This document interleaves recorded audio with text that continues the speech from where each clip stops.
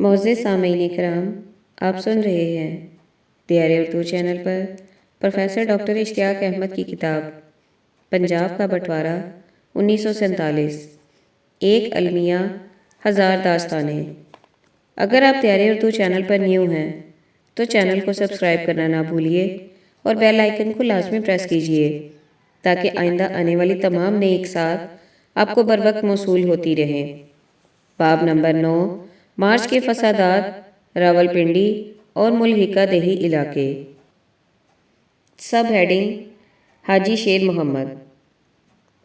5 مارچ کو ہمارے سکھ ہمسایوں نے ہمیں خبردار کیا کہ ہم آج کا دن دکان نہ کھولیں کیونکہ سکھ برادری کے لوگ مسلمانوں پر حملے کی منصوبہ بندی کر رہے تھے۔ 6 مارچ کو جھڑپیں بہت زیادہ شدید تھیں۔ مسلمانوں نے جامعہ مسجد کے اندر سے گولیاں چلائیں جبکہ سکھوں نے مخالف سمت میں سڑک کے پار سے فائرنگ شروع کر دی۔ اس واقعے میں کچھ ہلاکتیں ہوئیں۔ یہ سچ ہے کہ سکھوں اور ہندوؤں کو ڈھوک جیسے علاقوں میں زبردستی تبدیلی مذہب پر مجبور کیا گیا۔ ان کی داڑھیاں اور کیس زبردستی مونڈ دیے گئے۔ کچھ سکھوں نے اپنے مذہب کی علامت کی بے حرمتی پر شرم کے مارے خودکشی کر لی۔ تشدد تیزی سے پھیل گیا اور دیہات میں اس کی شدت کہیں زیادہ تھی۔ کئی ہندو اور سکھ بھاگ کر راولپنڈی شہر میں آ گئے۔ ان کی حالت زار بلا شبہ قابل رحم تھی۔ غیر مسلموں کے ساتھ ایسا سلوک اسلامی تعلیمات سے ہم آہنگ نہیں تھا۔ سب ہیڈنگ، راشد نثار۔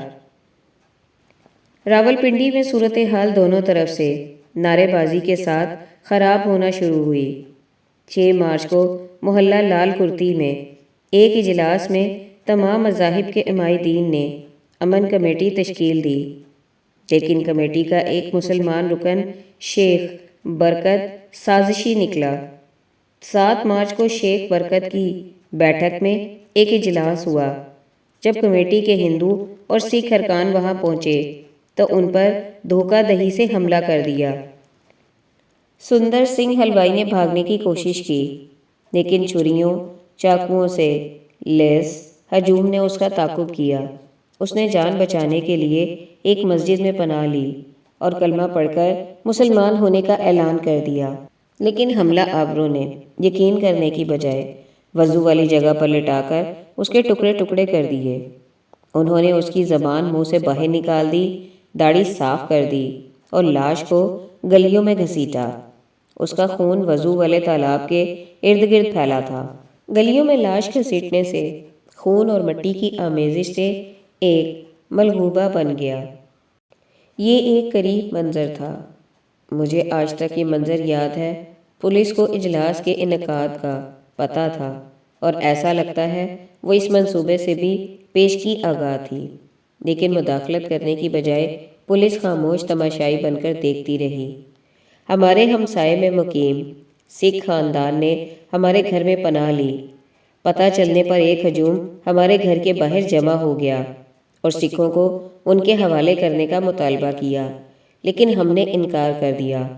ہمارے خاندان کی وابستگی خاکسار تحریک سے تھی۔ ہمارے لیڈر اشرف خان نے ہم سے عہد لیا تھا کہ ہم مصیبت میں مبتلا ہونے والوں کی بلا تفریق مذہب امداد کریں گے۔ یہی وجہ تھی کہ خاکساروں نے ہمیشہ آگے آگے ہو کر کئی افراد کی جانیں بچائیں۔ حالانکہ ہمارے ایک خاکسار بھائی کو 5 مارچ کو ہندو محلے میں قتل کر دیا گیا۔ غالب امکان ہے کہ RSS اس قتل کے پیچھے ہو، لیکن ہم نے اس کے باوجود انسانیت کی خدمت جاری رکھی۔ تقسیم کے بعد بھی کئی ہندو اور سکھ خاندان راولپنڈی میں تھے۔ ہم نے انہیں بحفاظت پناہ گزین کیمپوں تک پہنچایا۔ ہمارا دائرہ کار شہر تک محدود تھا۔ دیہات میں کیا ہوا ہمیں اس کا کچھ علم نہیں۔ Subheading, Harkishan Singh Mehta. ہمارا تعلق تحصیل گوجر خان کے گاؤں کونتریلا سے تھا، لیکن میں جب چھوٹا بچہ تھا تو ہم راولپنڈی منتقل ہو گئے۔ ہمارا گھر خالصہ ہائی اسکول کے پاس واقع گلی مائی ویرو دی بنی میں موجود تھا۔ ہمارا گھر دراصل مارچ 1947 میں تعمیر ہوا تھا۔ یہ مکمل طور پر ہندوؤں اور سکھوں کا علاقہ تھا۔ مجھے یاد ہے کہ مارچ 1947 کے فسادات میں دونوں طرف ہندوؤں، سکھوں اور مسلمانوں سے بندوقوں کا استعمال ہوا تھا۔ زیادہ تر ہلاکتیں راولپنڈی کے مضافاتی دیہی علاقوں میں ہوئیں۔ مجھے یہ بھی یاد ہے کہ ہزارہ سے مسلمانوں کے حملوں سے بھاگ کر آنے والے غیر مسلموں کو ہمارے علاقے میں پناہ دی گئی۔ میرے والد ریلوے میں ٹکٹ ایگزامینر تھے۔ جب مسلمانوں کے ایک گروہ نے میرے والد کو گھیر کر ان کے بال منڈوانے کی کوشش کی تو ایک مسلمان قبائلی سردار گلو نے انہیں بچایا۔ گلو بعد ازاں میرے والد کو راولپنڈی لے آیا۔ وہ میاں والی کے ایک مسلح قبیلے کا سردار تھا۔ پھر ہم جون میں دہلی منتقل ہو گئے۔ Sub heading: Amar Singh. Punjab assembly کے باہر ماسٹر تارا سنگھ کی تقریر کی خبر اسی روز راولپنڈی پہنچ گئی اور شام تک کشیدگی میں اضافہ شروع ہو گیا۔ 5 مارچ ہندو، سکھ مظاہرین اور مسلمانوں کے درمیان کھلے عام جھڑپوں کا پہلا روز تھا۔ پنجاب میں مسلم لیگ کی حکومت کے قیام کے خلاف نعرے لگانے والے مظاہرین کو چودھری مولا کے بیٹے نے للکارا۔ پہلے تصادم میں ہندوؤں اور سکھوں کا بھاری نقصان ہوا، لیکن 6 مارچ کی شام تک ہم نے مسلمانوں کو بھاگنے پر مجبور کر دیا۔ ہم نے نہایت دلیری سے مقابلہ کیا۔ صرف ایک واقعے میں ایروس سینما کے مالکان نے 30 مسلمانوں کو گولی مار کر ہلاک کر دیا۔ کئی اور مقامات پر بھی مسلمانوں کو پیچھے دھکیل دیا گیا۔ شہر میں ہماری پوزیشن نہایت مضبوط تھی۔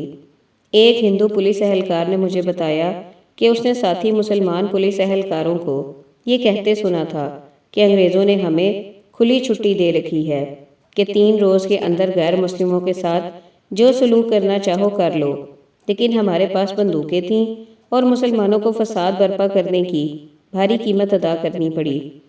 جب شہر میں ان کی ایک نہ چلی تو غضبناک ہو کر مسلمانوں نے دیہات کا رخ کر لیا، جہاں ہندوؤں اور سکھوں کی تعداد بہت کم تھی۔ یہی وجہ ہے کہ ان حملوں میں سکھوں اور ہندوؤں کا قتل عام کیا گیا۔ البتہ میں خاکساروں، خصوصاً ان کے لیڈر اشرف خان کو زبردست خراج تحسین پیش کرتا ہوں، جنہوں نے کئی سکھوں اور ہندوؤں کی جانیں بچائیں۔ البتہ یہ حسن سلوک صرف خاکساروں کی حد تک تھا۔ مسلم لیگ کے گنڈوں نے دیہات میں بے یار و مددگار غیر مسلموں کے لیے ذرا سی بھی رحم دلی کا مظاہرہ نہیں کیا۔ میں یہاں برملا اعتراف کرتا ہوں کہ مسلمانوں کو آخرکار ہندوؤں اور سکھوں کے خلاف کیے گئے جرائم کی بھاری قیمت ادا کرنا پڑی۔ وسط اگست 1947 کے بعد میں نے خود مشرقی پنجاب کے کئی علاقوں میں مسلمانوں پر حملوں میں حصہ لیا۔ براہ مہربانی آپ مصنف مجھ سے تفصیل مت پوچھیں، لیکن مسلمانوں نے ہمارے ساتھ جو بدسلوکی کی یہ سب اس کا انتقام تھا۔ سب ہیڈنگ: مدن لال سنگھ۔ جی ہاں، 6 مارچ ہی کا دن تھا جب راولپنڈی خونی فسادات کا مرکز بن گیا۔ مندر کلیان داس مندر کے قریب سکھوں اور مسلمانوں کے درمیان فائرنگ کے تبادلے میں دونوں فریقوں کا بھاری جانی نقصان ہوا۔ شہر میں سکھ اپنے دفاع میں بہتر پوزیشن میں تھے، بلکہ یوں کہنا چاہیے کہ انہوں نے ثابت کر دیا کہ وہ مسلمانوں سے بہتر جنگجو تھے۔ مسلمان شرپسندوں کا سرگنا چودھری مولا اور اس کا بھائی چودھری حقہ تھا۔ سکھوں نے ان دونوں کے سر کی قیمت 50,000 روپے مقرر کی تھی، اور انہوں نے بھی کسی بھی سکھ لیڈر یعنی تمام بڑے رہنماؤں کے سر کی قیمت 50,000 روپے مقرر کی تھی۔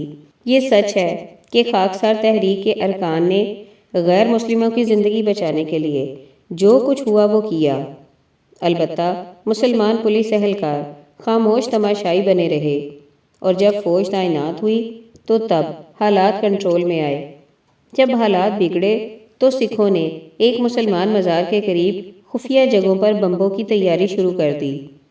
ممتاز حریت پسند بھگت سنگھ کا ساتھی بابا گربخش سنگھ بھی اس کارروائی میں ملوث تھا۔ ایک دن گربخش سنگھ تیار کر رہا تھا کہ دھماکہ خیز مواد پھٹ گیا، جس سے اس کا پیٹ پھٹ گیا اور انتڑیاں باہر نکل آئیں۔ وہ سخت تکلیف میں تھا، لیکن پولیس کی گرفتاری سے ڈرا ہوا تھا۔ اس نے میرے والد رام سنگھ سے کہا کہ اسے جان سے مار دیں تاکہ تکلیف سے نجات مل سکے، لیکن میرے والد کا حوصلہ نہ ہوا۔ آخرکار گربخش سنگھ نے اپنی کرپان سینے میں گھونپ کر خودکشی کر لی۔ راولپنڈی شہر کے پرتشدد واقعات میں شروع میں سکھوں کو بالادستی حاصل تھی۔ 5 مارچ 1947 کو لاہور میں ہندو اور سکھ طلباء پر فائرنگ کے واقعے کی خبر ملنے پر راولپنڈی میں ہندو اور سکھ طلباء نے مظاہرہ کیا اور پنجاب میں فرقہ وارانہ مسلم لیگ کی حکومت قائم کرنے کی کوششوں پر احتجاج کیا۔ اس جلوس پر مسلم لیگی کارکنوں نے دھاوا بول دیا۔ اس کھلی جنگ میں مسلمانوں کو بھاری ہزیمت اٹھانا پڑی۔ اس کے بعد نواحی علاقوں سے پیر اور گولڑا شریف کی شہ پر مسلمانوں کا گروہ گولڑا شہر میں آیا، لیکن ہندوؤں اور سکھوں نے اپنے محلوں میں خندقیں کھود کر ان کا مقابلہ کیا۔ چنانچہ مسلمانوں کو ایک بار پھر لڑائی میں شکست ہوئی۔ سب ہیڈنگ: دیہات پر حملے۔ راولپنڈی شہر سے باہر یعنی دیہی علاقوں میں صورتحال تقریباً یکسر مسلمانوں کے حق میں تھی۔ مثال کے طور پر اخبار دی ٹریبیون نے 9 مارچ کو رپورٹ دی کہ مسلمان شر پسندوں نے 7 مارچ کو ٹیکسلا اسٹیشن پر ٹرین روک کر 22 ہندوؤں اور سکھوں کو موت کے گھاٹ اتار دیا۔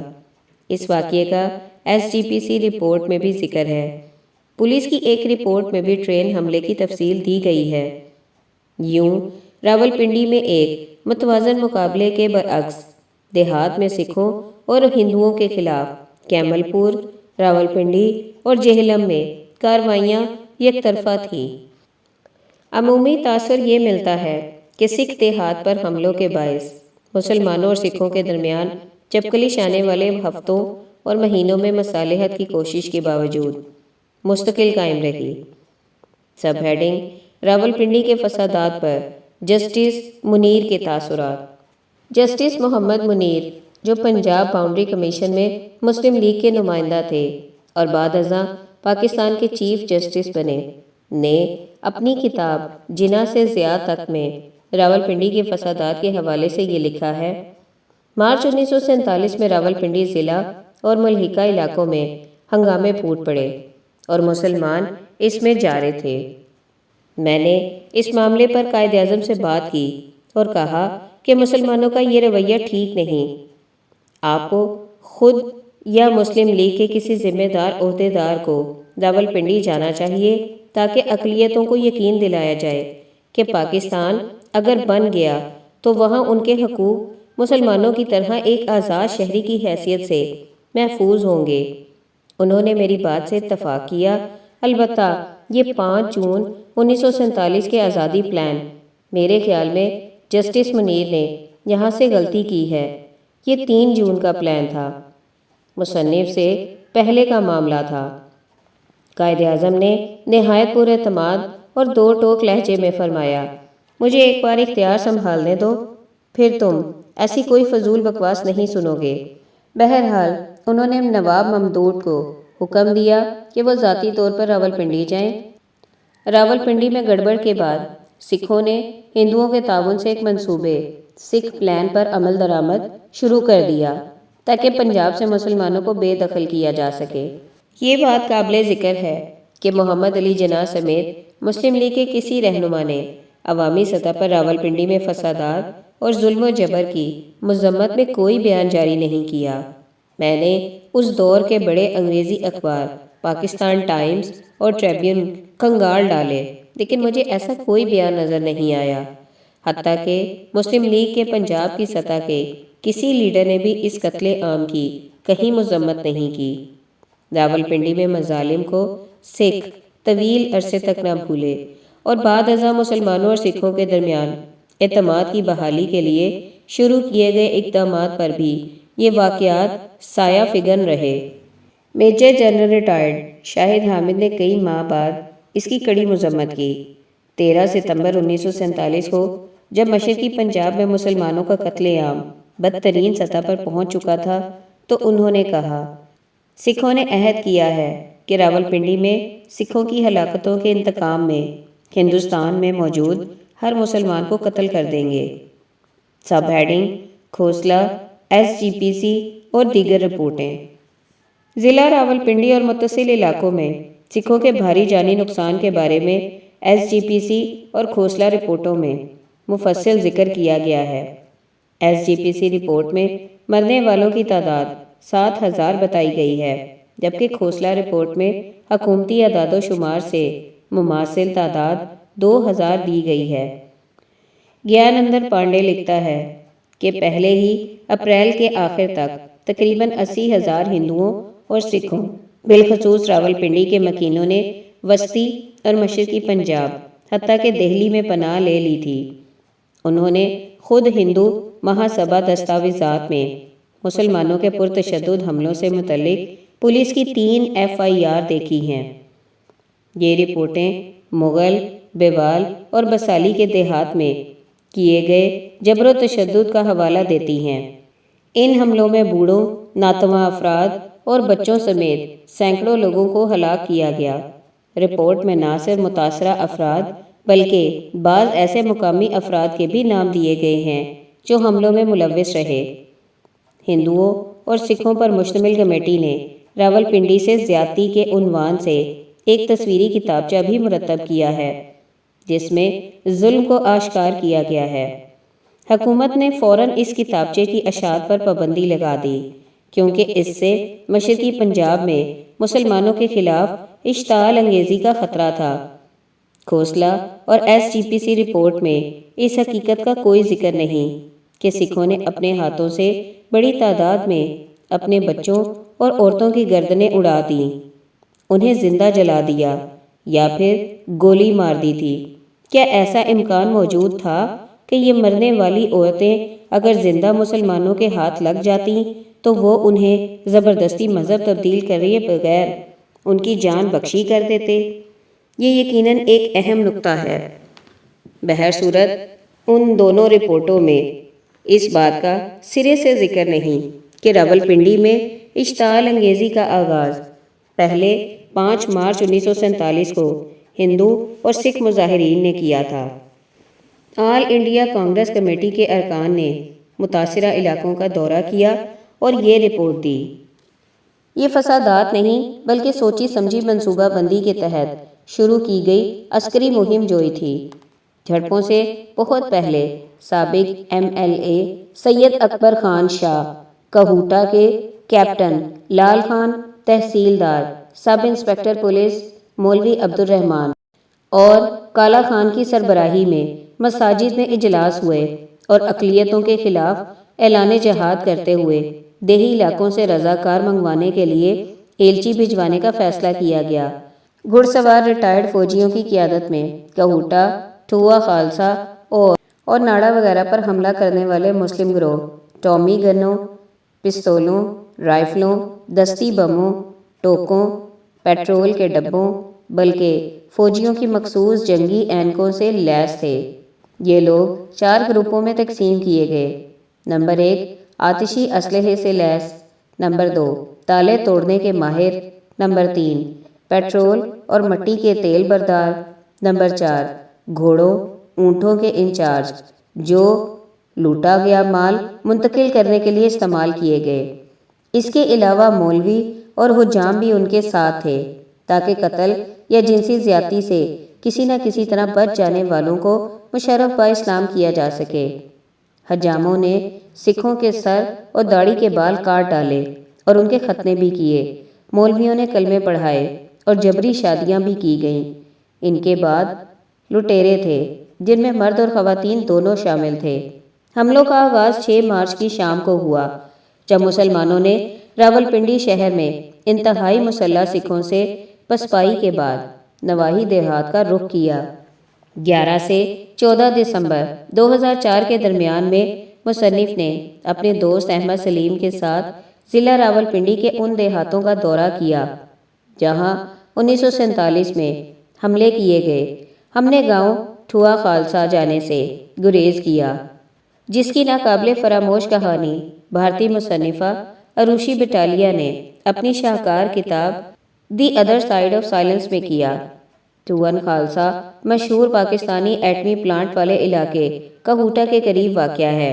کہوٹا 2000 ہندوؤں، سکھوں اور 1500 مسلمانوں پر مشتمل نسبتاً ایک بڑا گاؤں تھا۔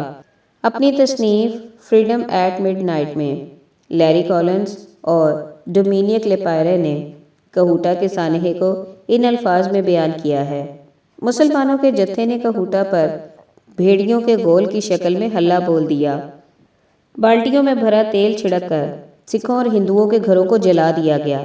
چند ہی لمحوں میں پورا علاقہ شعلوں میں گھر گیا اور آگ میں پھنسے افراد بے بسی کے عالم میں چیخنے چلانے لگے اور مدد کے لیے پکارتے رہے، لیکن شعلوں نے ان کو نگل لیا۔ جنہوں نے آگ سے جان بچائی انہیں پکڑ کر باندھ دیا گیا اور پھر تیل چھڑک کر زندہ جلا دیا گیا۔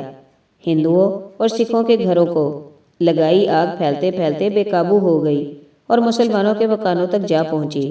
چنانچہ پورا کہوٹا راکھ کے ڈھیر میں تبدیل ہو گیا۔ چند ہی ہندو اور سکھ عورتیں زندہ بچ سکیں۔ انہیں یا تو بستروں سے اٹھوا کر زیادتی کا نشانہ بنایا گیا یا پھر جبراً ان کا مذہب تبدیل کیا گیا۔ کچھ جنم جلی عورتیں بھاگ کر واپس آ گئیں اور آگ میں جلنے والے اپنے خاندانوں کے ساتھ زندہ جل مری۔ ان دنوں کہوٹا کا علاقہ انتہائی حساس ہے اور یہاں غیر ملکیوں کا داخلہ ممنوع ہے۔ یہاں پولیس اور انٹیلیجنس ایجنسیوں کی موجودگی بھی بہت زیادہ ہے۔ اگرچہ میں پاکستانی ہوں لیکن سویڈن کی شہریت بھی رکھتا ہوں۔ اس تناظر میں نے ایسے حساس علاقے میں جا کر تحقیق کرنے سے گریز کیا۔ البتہ ہم دونوں ایک اور گاؤں دوبیرہ گئے جو آزاد کشمیر کی سرحد پر واقع ہے اور جہاں سکھوں کا مکمل صفایا کر دیا گیا۔ وہاں بھی پتہ چلا کہ پولیس اور خفیہ والوں کی کڑی نگرانی ہے، اس لیے ہم نے بھی وہاں کوئی انٹرویو کرنا مناسب نہ سمجھا۔